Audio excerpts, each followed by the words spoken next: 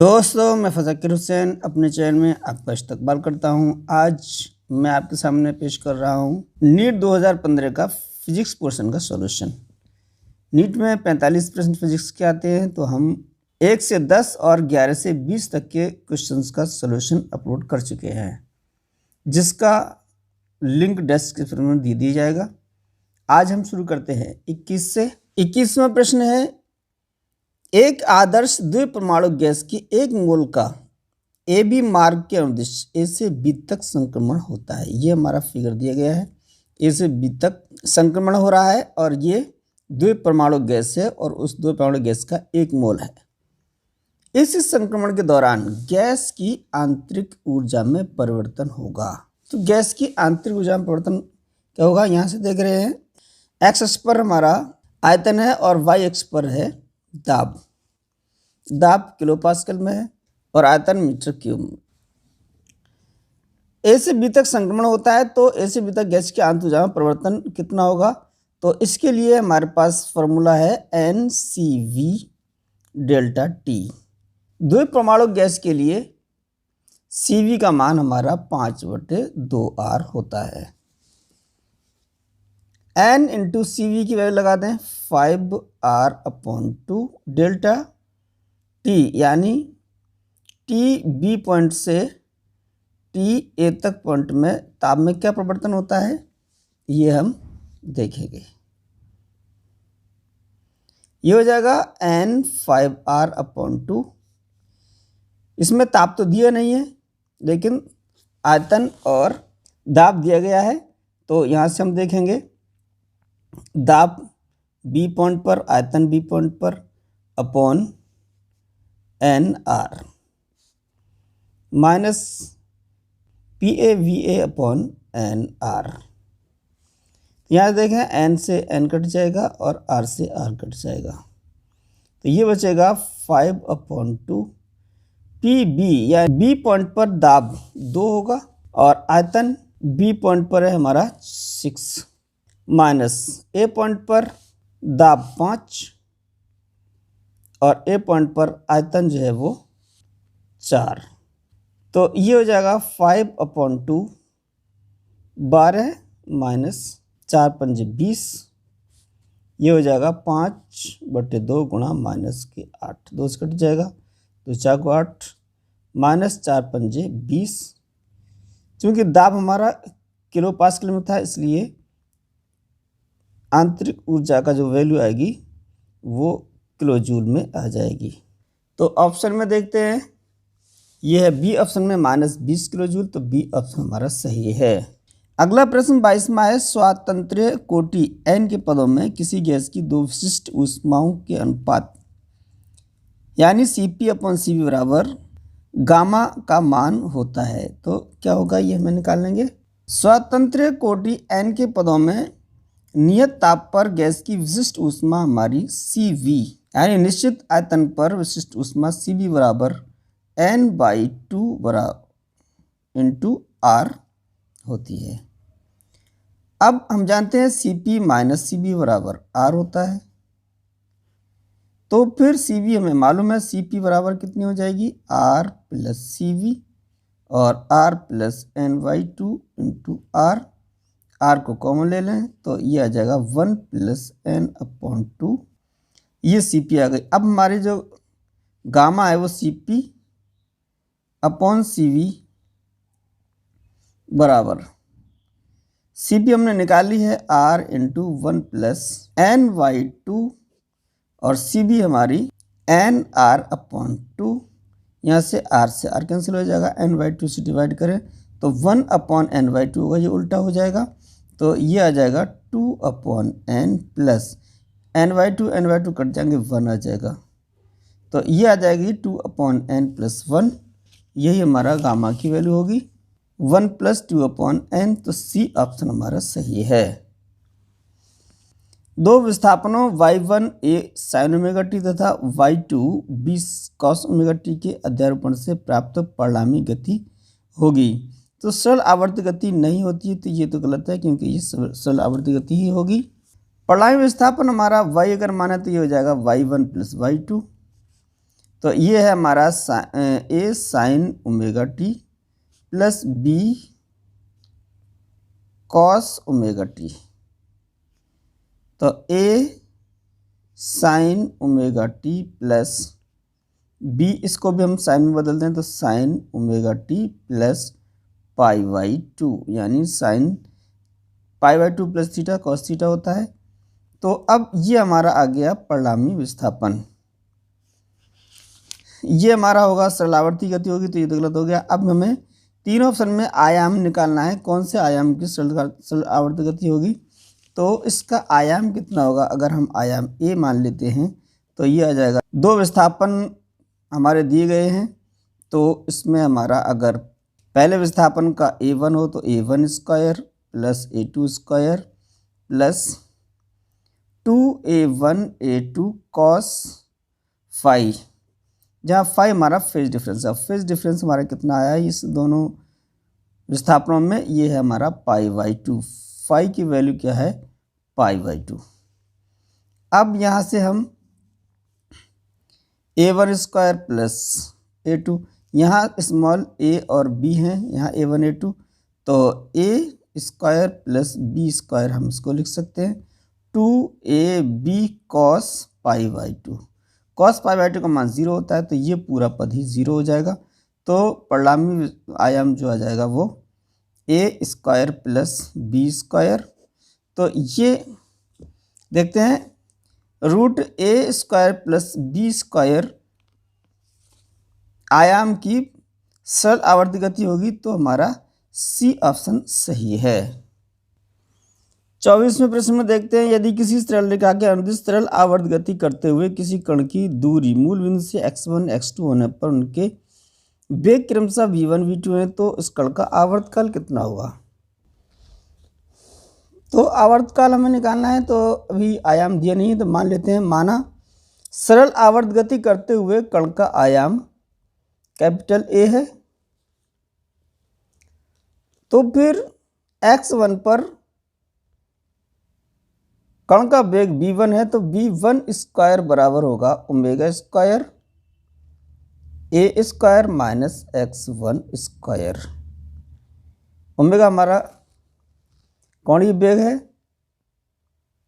a आयाम और x1 जो है वो विस्थापन है मूल बिंदु से।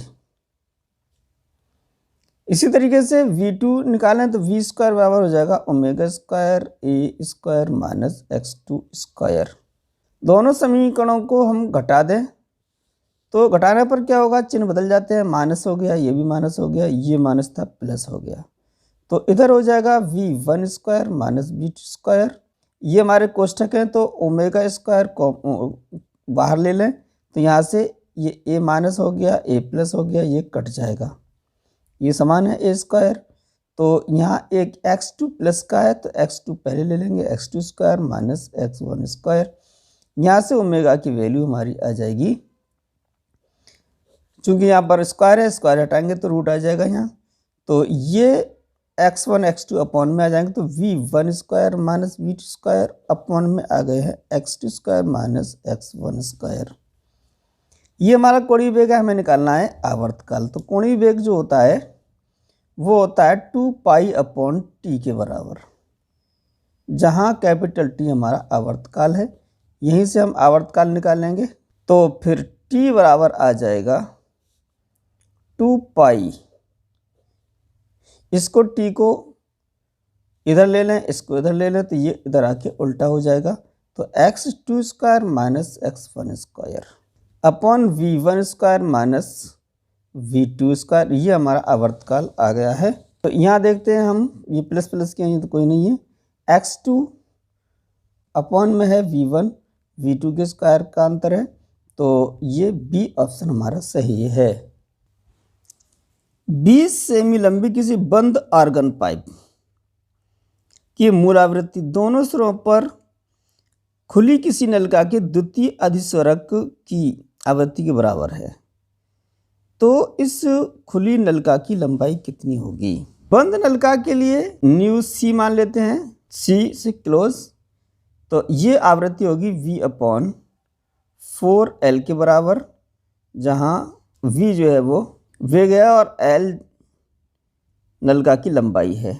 इसी तरीके से हम निकालें, मूल आवृत्ति निकाल रहे हैं ओपन यानी दोनों साइड से खुले के लिए, तो ये बराबर हो जाएगी v/2l।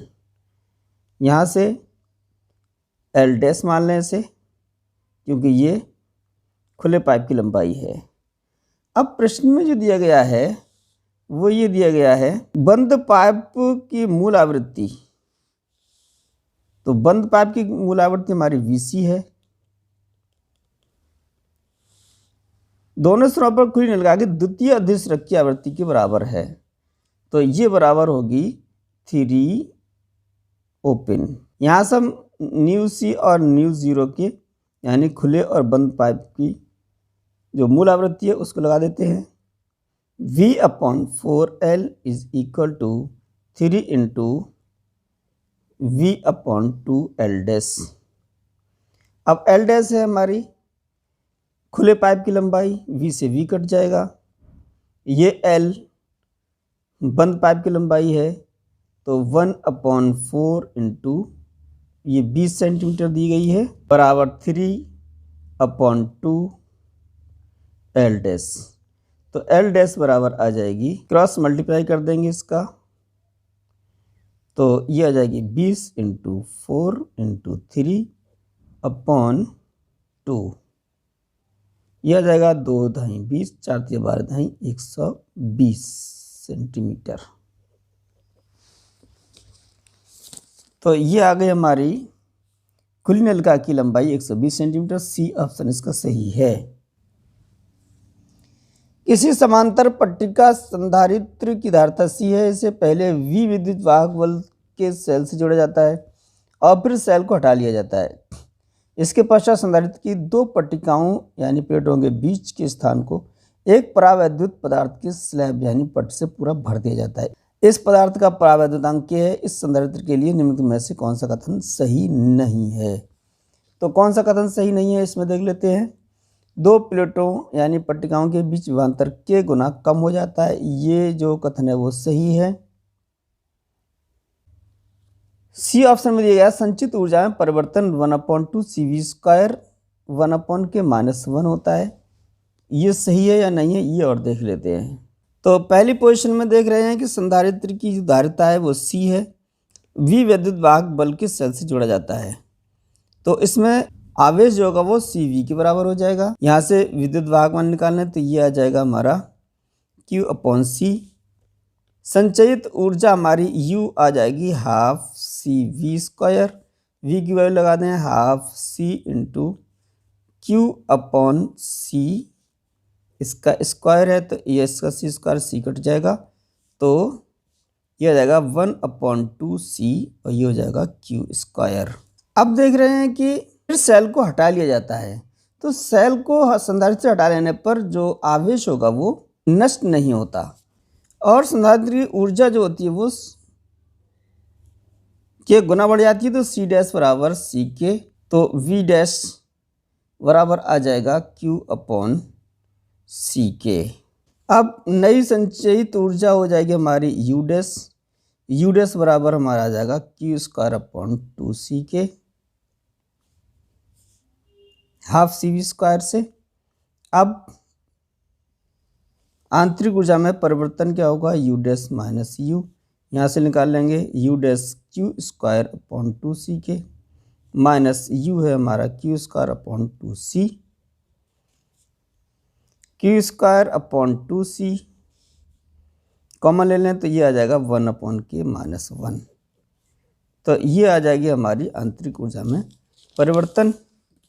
तो देख रहे हैं संचित ऊर्जा में परिवर्तन कितना आया 12 CV²/1/k, तो यहाँ से Q की वैल्यू हम CV लगा दें तो यहाँ से आ जाएगा 2C², C से स्क्वायर कट गया तो ये आएगा 12 CV²/1/k-1, तो ये कथन भी हमारा सही है। तो गलत कथन कौन सा है? डी कथन जो वो गलत है, संधारित्र पर आवेश का संरक्षण नहीं होता है, तो डी ऑप्शन हमारा सही है। किसी स्थान में विद्युत क्षेत्र अरीय यानी त्रिज्य है और इसकी दिशा बाहर की ओर है। इसका मान E बराबर AR है। इससे निरूपित किया जाता है। ऐसे गोले पर यानी गोला है यानी इसकी त्रिज्या जो है R है, जिसकी त्रिज्या A है। अब दूसरा गोला निकालना है जिसकी त्रिज्या A दी गई है और जिसका केंद्र इस विद्युत क्षेत्र के मूल बिंदु पर है। तो आवेश कितना होगा? तो ये हम क्षेत्र मान लेते हैं। यहाँ पर केंद्र पर हमारे मूल बिंदु है जिसकी दिशा क्या है? बाहर की ओर है। इसकी त्रिज्या A हम मान लेते हैं। अब जो प्रश्न में दिया गया है वो E यानी विद्युत क्षेत्र की तीव्रता AR त्रिज्या होगी, A उसका क्षेत्रफल होगा। तो यहाँ इसका हमें निकालना है कि इसमें जो मूल बिंदु पर आवेश है उसका मान कितना होगा। तो हम जानते हैं कि E बराबर होता है 1/4 pi epsilon not Q upon A square यानी आवेश से उसकी दूरी। तो ये दूरी हमारी कितनी है? A है। यहाँ से Q की वैल्यू निकालना है आवेश की, और ये E बराबर दिया जा रहा है हमारा A से। यहाँ A हमारी त्रिज्या है। तो 1/4 pi epsilon not Q upon A square. यहाँ से Q की वैल्यू निकालें तो ये सारी चीज़ें इधर गुणा में आ जाएंगी। तो Q बराबर आ जाएगा 4 pi epsilon not capital A square. A ये है, A स्क्वायर ये, तो AQ हो जाएगा। तो यही हमारा क्या होगा? आवेश होगा। तो ये हो गया हमारा 4 पाई एप्सिलॉन नॉट AQ। तो C ऑप्शन इसका सही है। किसी विभव मापी के तार की लंबाई 4 मीटर है। इसका प्रतिरोध 8 ओम है। इससे श्रेणी क्रम में 2 वोल्ट विद्युत भाग बल का एक संचायक सेल तथा एक प्रतिरोधक जोड़ा गया है ताकि इस तार पर विभव प्रवणता 1 मिलीवोल्ट प्रति सेंटीमीटर हो जाए। तो उस प्रतिरोधक का प्रतिरोध कितना होगा जो इसमें जोड़ा गया है? तो विभव प्रवणता 1 मिलीवोल्ट प्रति सेंटीमीटर दी गई है, यानी प्रति सेंटीमीटर विभव प्रवर्तन को हम विभव प्रवणता कहते हैं। तो ये हो जाएगा, ये दिए मिलीवोल्ट में तो 10⁻³ ये आ जाएगी इतनी वोल्ट। 1 × 10⁻³ वोल्ट प्रति सेंटीमीटर, यानी 1 सेंटीमीटर में विभव परिवर्तन हमारा हो रहा है 1 × 10⁻³ तो फिर तार की लंबाई हमारी 4 मीटर है। तो फिर 400 सेंटीमीटर, 4 मीटर के 400 सेंटीमीटर होंगे। 400 सेंटीमीटर में विभव परिवर्तन कितना होगा? तो ये आ जाएगा डेल V = 400 × 10⁻³ ये आ जाएगा 0.4 वोल्ट। ये हमारा विभव परिवर्तन आ गया पूरे तार में।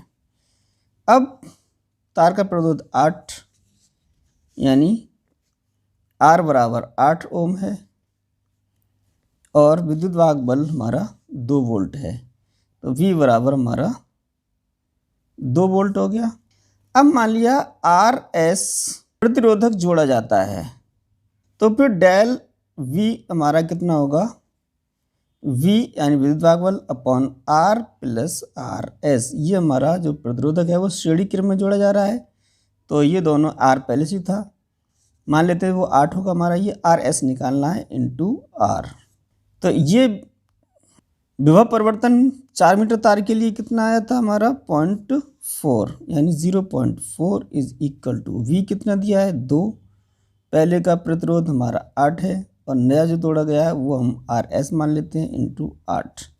इसको हल कर देंगे, दशमलव हटा देंगे, 0 इधर बढ़ा देंगे, 4 दूनी 8, ये आ जाएगा 20 दूनी 40। 8 + RS, ये 8 + RS इधर आ जाएगा, ये आ जाएगा 40। तो 8 को इधर घटा देंगे तो RS ये आ जाएगा 32 ओम, यानी जो हमें जोड़ा गया था प्रतिरोधक उसका प्रतिरोध 32 ओम आ गया है। तो A ऑप्शन में है, तो A ऑप्शन ही हमारा सही है। यहाँ आरेख में दिखाए 3 वोल्ट मीटरों A, B तथा C के प्रतिरोध क्रमशः R 1.5R तथा 3R हैं। ये A, B, C ये हमारे वोल्ट मीटर हैं और इनके जो प्रतिरोध हैं वो दिए गए हैं X, Y के बीच। ये X और ये Y पॉइंट है इनके बीच में विभवांतर आरोपित करने से इन वोल्टमीटरों के पठन यानी रीडिंग जो है VA, VB, VC हैं। तो ये ऑप्शन में दिया गया है, ये बराबर हैं या छोटे बड़े हैं या बराबर नहीं है, वो हमें देखना है। ये हमारा आरेख दिया गया है, यहाँ A है, इसका प्रतिरोध R है, इसका प्रतिरोध 1.5 R और इसका प्रतिरोध 3 R है। ये हम तोड़ लेते हैं इन दो के बीच में, यानी जो विभव मापी A है उसके बीच का विभवांतर VA, इसको हम VB माने और इसको हम VC माने। तो फिर इन दोनों के बीच में जो विभवांतर होगा यहाँ के बीच में ये बराबर होगा, VB बराबर होगा VC। A के सिरों के बीच जो प्रतिरोध है वो R है। अब यहाँ हम P माने और यहाँ हम Q माने। P और Q के बीच में जो तुल्य प्रतिरोध होगा वो कितना आएगा, हम ये निकाल लेते हैं। तो ये दोनों समांतर क्रम में जुड़े हुए हैं, इसलिए 1/R डैश तुल्य प्रतिरोध R डैश मान लेते हैं। तो ये आ जाएगा 1/R1 plus 1/R2। R1 1/R1 मतलब B जो विभवांतर पे है वो उसका प्रतिरोध 1.5R प्लस C पे है उसका प्रतिरोध है हमारा 3R। दशमलव हटा दें, 2 का गुणा करते हैं, 2 ऊपर का 2 नीचे, तो ये हो जाएगा 2/3R प्लस 1/3R। इनके हर बराबर हैं तो 2 और 1 3 जुड़ जाएगा, 3/3R और 3 से 3 कट गया 1/R। तो यहाँ से 1/R डैश बराबर आ गया 1/R। इसका मतलब है R डैश बराबर R, यानी P और Q के बीच में जो प्रतिरोध होगा वही हमारा प्रतिरोध निकल के आ रहा है जो A पॉइंट पर है। जब प्रतिरोध यहाँ दोनों बराबर हैं तो फिर ये प्रतिरोध और ये प्रतिरोध इन दोनों सिरों के बीच में बराबर हैं, तो फिर VA बराबर कितना आ जाएगा IR, और V ये वाला IR आ गया, यहाँ भी I धारा है तो ये R है ही है। अब VPQ यानी P और Q सिरों के बीच में कितना आएगा, तो ये आ जाएगा हमारा IR, क्योंकि इन दोनों के बीच में जो प्रतिरोध है वो भी R है। तो क्या हुआ, VA बराबर आ गया और ये क्या है VB और VC के बराबर होगा, यानी VC VB बराबर होंगे। तो VA बराबर आ जाएगा VB VC, यानी तीनों आपस में बराबर होंगे। तो देख रहे हैं पहले ही ऑप्शन में है VA बराबर VB बराबर VC, तो ए ऑप्शन इसका सही है। असमान परिच्छेद यानी मोटाई के धातु के किसी चालक के दो सिरों के बीच एक स्थिर विभवांतर आरोपित किया जाता है। इस चालक के अनुदिश जो राशि अपरिवर्तित रहेगी वो है, तो यहाँ से जो मोटाई है वो असमान है, समान नहीं है। तो चालक की अनुप्रस्थ काट का क्षेत्रफल अगर A है तो I बराबर होता है JA। यहाँ से देख रहे हैं कि अगर क्षेत्रफल बढ़ेगा तो धारा घनत्व भी बढ़ेगा। तो असमान परिच्छेद की धातु है तो चालक का क्षेत्रफल भी परिवर्तित होगा। तो जो अपरिवर्तित रहेगी वो हमारी क्या होगी, विद्युत क्षेत्र जो है परिवर्तित होगा, धारा घनत्व भी परिवर्तित होगा और अपवाह भी परिवर्तित होगा। तो विद्युत धारा जो है वो अपरिवर्तित रहेगी, तो बी ऑप्शन हमारा सही है। तो दोस्तों आज की वीडियो में बस इतना ही। अगला प्रश्न हमारा 31वां है, अगले वीडियो में लेकर हाजिर होंगे इसका सॉल्यूशन। इसको सॉल्व करके आप आंसर हमारे कमेंट बॉक्स में ज़रूर दें। तो ये हमारे ऑप्शन से दिए गए हैं। हमारे सारे वीडियो का नोटिफिकेशन आप तक पहुंच जाए इसके लिए हमारे चैनल को सब्सक्राइब करें। सारे जहाँ से अच्छा हिंदोस्तान हमारा, हम बुलबुलें हैं इसकी गुलसिता हमारा।